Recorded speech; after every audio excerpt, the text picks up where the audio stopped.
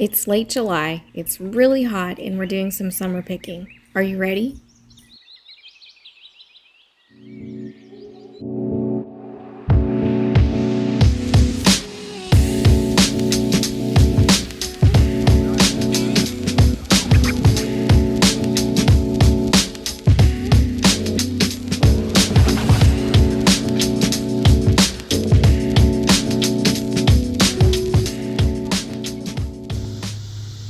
This is our summer squash bed. We have yellow squash, zucchini, and patty pan varieties.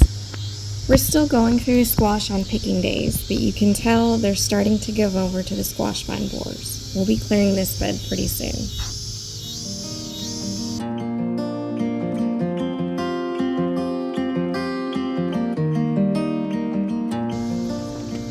Next to squash are our pepper plants. These are paprikas that are getting really big, but they're not quite ripe yet.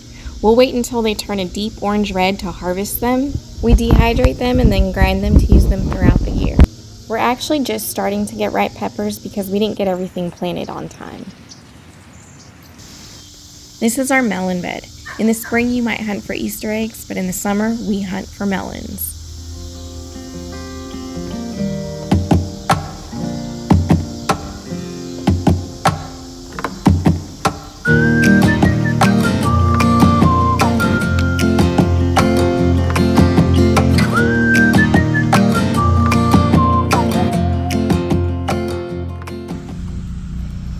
This is our celery. We have an order for regular celery and then cutting celery. And so for our regular celery, I'm just going to go through and pull off some stalks from the bottom around the edge.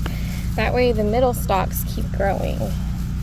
Some of them, that's a dying part, so I'm not going to pull that. I'll just take it off the plant.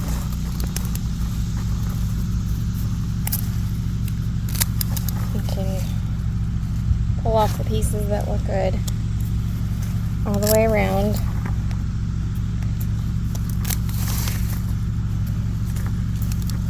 And keep the middle so it keeps growing. That's a good pretty leaf.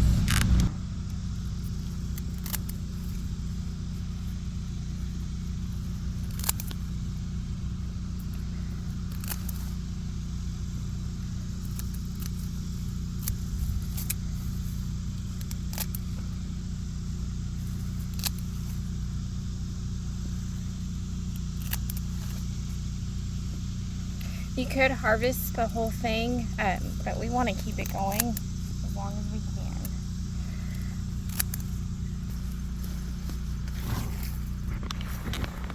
can. And I might have got just a little bit carried away. That's a lot of celery. And this is our cutting celery. I'm going to find a good bunch.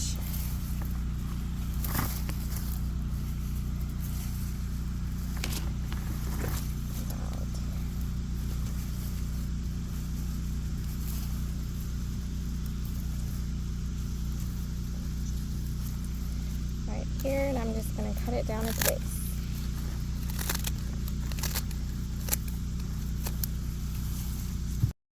This has to hydro-cool, so I took it straight to our garden table and let it soak for a few minutes in a sink of cold water. After it's cooled, I brought it in to dry out and bag up. It needs to get cooled as soon as possible so that the celery doesn't start to wilt. The paper towel in the bag is used to soak up moisture and help the celery stay fresh longer.